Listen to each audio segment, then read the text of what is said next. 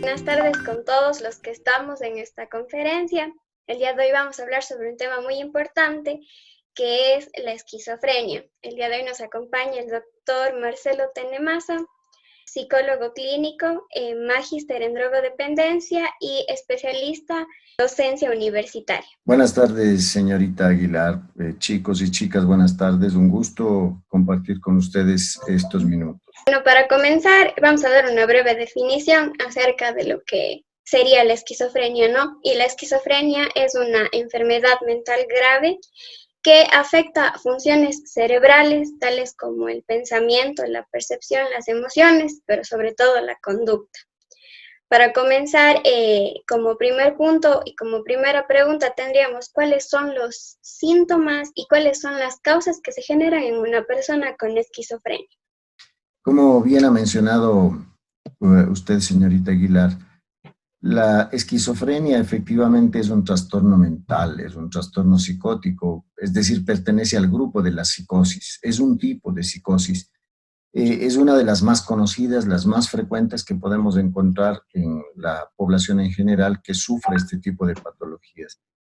Precisamente hace referencia a eso. Es una alteración mental que afecta a las funciones mentales, principalmente a las funciones cognitivas, al ámbito emocional o afectivo, y por supuesto, como consecuencia de ello, también va a tener un impacto en su comportamiento. Quizá esa es la parte más compleja de la patología, porque al afectar el comportamiento, la forma de actuar de estas personas tiene una forma bastante particular, muy extraña.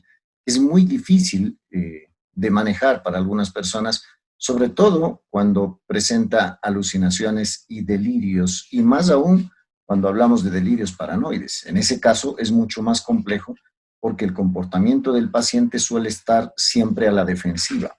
Es decir, un paciente con delirio esquizofrénico de tipo paranoide podría estar pensando que todo lo que sucede a su alrededor está en contra de sí mismo. Y es por ello que en ocasiones lo que hacen los pacientes es agredir, pero no es que están agrediendo porque ellos creen que está sucediendo algo malo fuera, sino porque están convencidos de que eso está sucediendo. Es decir, están convencidos de que les quieren causar daño y por eso reaccionan de forma violenta. Claro, están en medio de su delirio, están en medio de sus alucinaciones y por eso es que surge este tipo de comportamiento. Ahora, en las causas, todavía no existe una causa conocida, no existe una causa definida, una causa que identifique al origen de la esquizofrenia. Simplemente se hablan de factores. Uno de los que más se ha considerado, inclusive mucho de la literatura de la psiquiatría, hace referencia a que la esquizofrenia tiene un componente hereditario. Yo creo que es importante que les quede claro este tema. No es que la esquizofrenia tiene origen hereditario, no. Simplemente se considera eso debido a que en pacientes que han sido tratados con esquizofrenia o diagnosticados de esquizofrenia, se han encontrado que en alguien de los familiares existe también esa patología. Es por ello que se menciona que existe un componente hereditario de manera importante, pero no es la causa. Existe otro factor que generalmente se hace referencia es a los factores relacionados con los neurotransmisores. La presencia de exceso de dopamina en el sistema nervioso es la causante principal de las alucinaciones y los delirios. Ustedes sabrán entonces que uno de los neurotransmisores responsable precisamente del paso del impulso nervioso es justamente la dopamina. Entonces, cuando hay exagerada cantidad o exceso de cantidad de dopamina en el sistema nervioso, eso hace que la persona empiece a tener problemas en su pensamiento.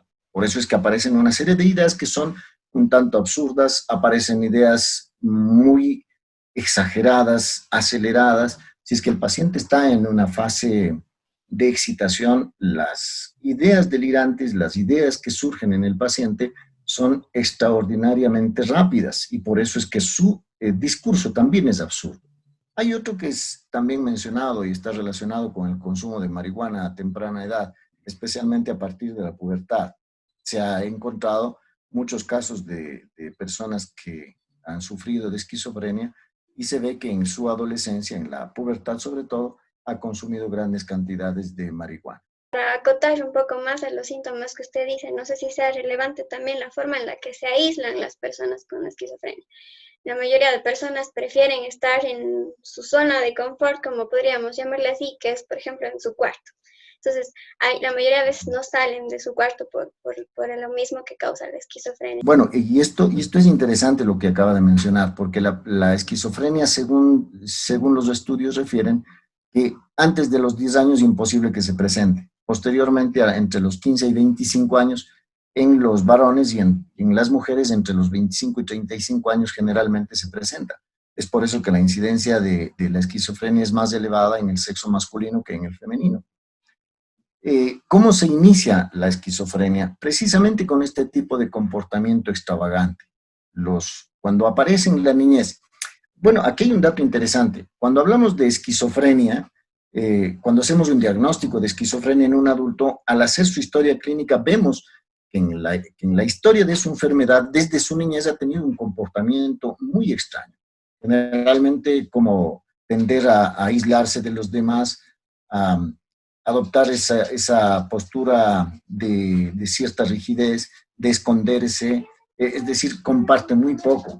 Y esto, claro, en la niñez es muy difícil diagnosticar de esquizofrenia, a pesar de que sí existen casos como tal, pero es mucho más complicado por la etapa del desarrollo en la que se encuentra. Pero ya cuando llega esto a la etapa de la adolescencia o la vida adulta, y al inicio de la esquizofrenia sí empieza con este tipo de comportamiento, porque son los primeros síntomas o los síntomas iniciales. Esta sensación de extrañeza. Los pacientes dicen sentirse muy raros, muy extraños, sienten que el mundo está girando, pero de manera muy particular.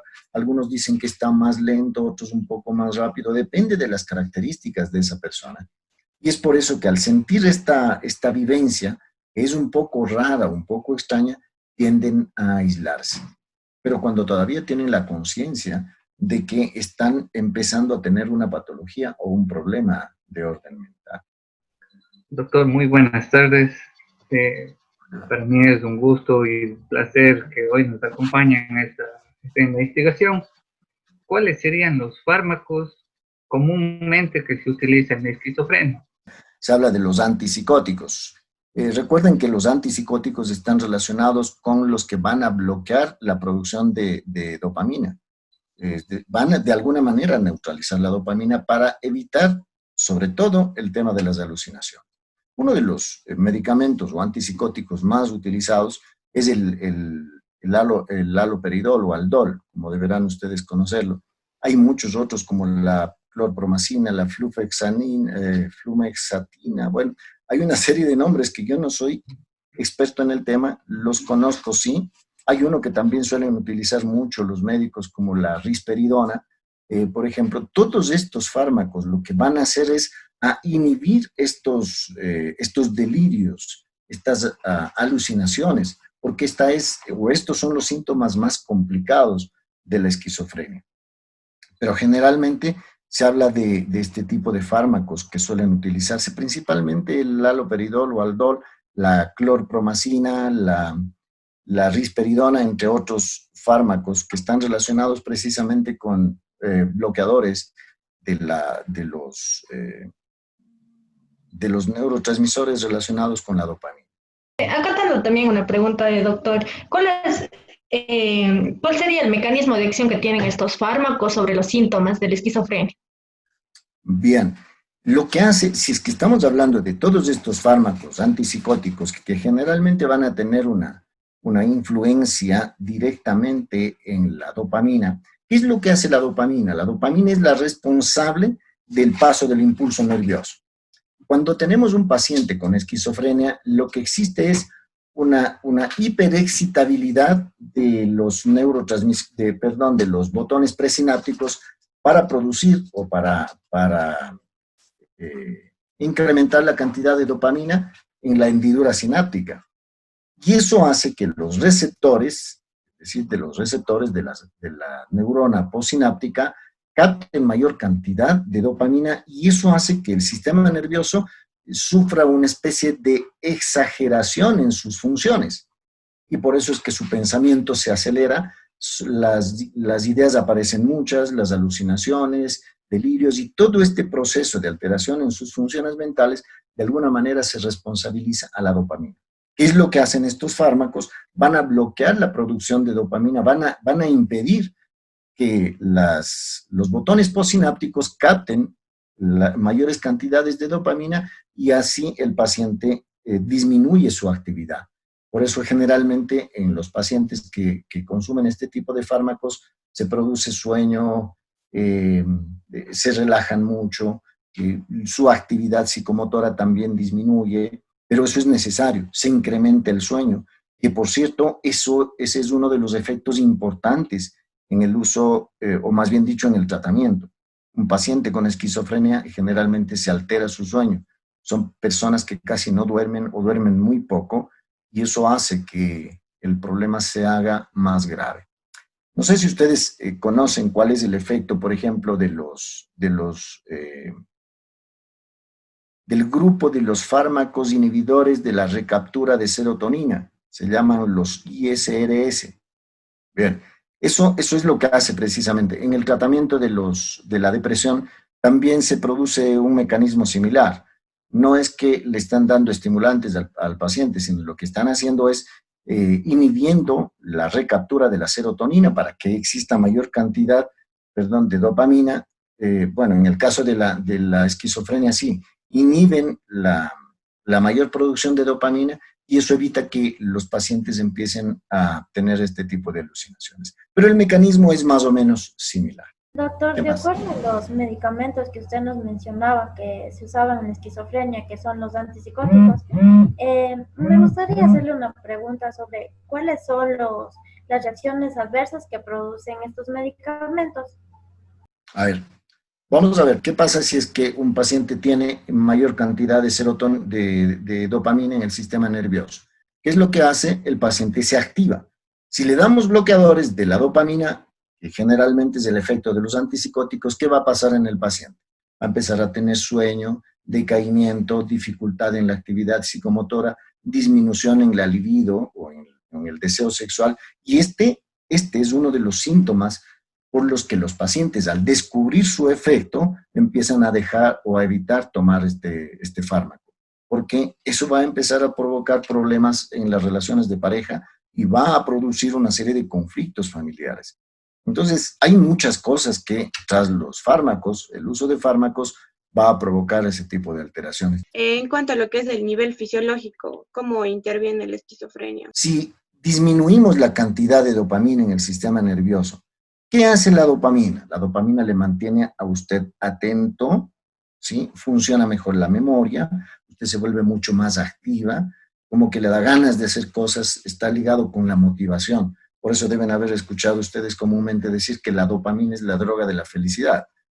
Con razón, y va precisamente en ese sentido, porque ayuda a que la memoria se vuelva mucho más activa, tiene la capacidad de reconocer con mayor facilidad, pero esto dentro de los parámetros normales. Cuando esta cantidad de dopamina excede, tenemos este cambio en el comportamiento del paciente. Empieza a tener unas ideas bastante extrañas y por eso aparecen las alucinaciones y delirios, especialmente alucinaciones auditivas y visuales, que son características de la esquizofrenia. Pero cuando esto disminuye, ¿qué va a suceder con el paciente? Va a, más o menos como lo que sucede cuando una persona quiere elaborar una idea y de pronto lo que hace este mecanismo es bloquear, se queda como en blanco, es decir, ya no actúa de la misma manera en la que lo hacía antes. Es mucho más calmado, relajado, tranquilo, tiene dificultad para elaborar las ideas, generalmente suele tener sueño, camina muy poco, su actividad psicomotora disminuye notablemente, tomando en cuenta que el efecto terapéutico esperado de los psicofármacos más o menos dura entre 2 y 3 semanas para tener el efecto deseado. Sin embargo, en algunos pacientes en pocos días ya se empieza a observar el efecto del fármaco, pero generalmente se considera que entre las 2, 3 e incluso algunos dicen 4 semanas de estar utilizando este fármaco.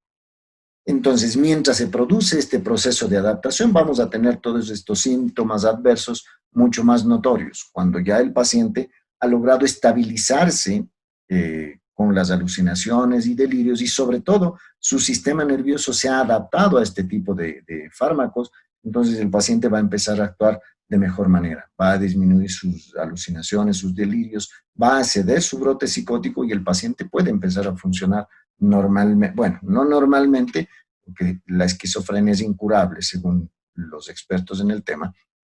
Por lo tanto, sin embargo, digamos, la persona va a poder realizar múltiples actividades que los realizaban de forma cotidiana, pero va a tener dificultades. Por último, le quería hacer una pregunta. ¿Cuáles son los suplementos nutricionales que usted sugeriría o que han demostrado una mejoría en los pacientes con esquizofrenia?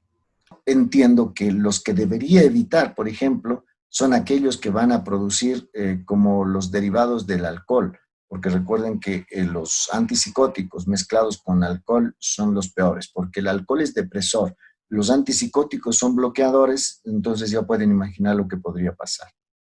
Generalmente de lo que he escuchado, de lo que he revisado sobre estos temas de los antipsicóticos o de los psicofármacos en general, no de los antipsicóticos específicos para la esquizofrenia, pero de los psicofármacos en general, se recomienda la no utilización de cierto tipo de alimentos como los quesos, esos quesos que son maduros sobre todo, cierto tipo de alimentos que contienen chocolate, cafeína, y ese tipo de alimentos que van orientados en ese sentido, porque el efecto podría ser o podría incrementarse.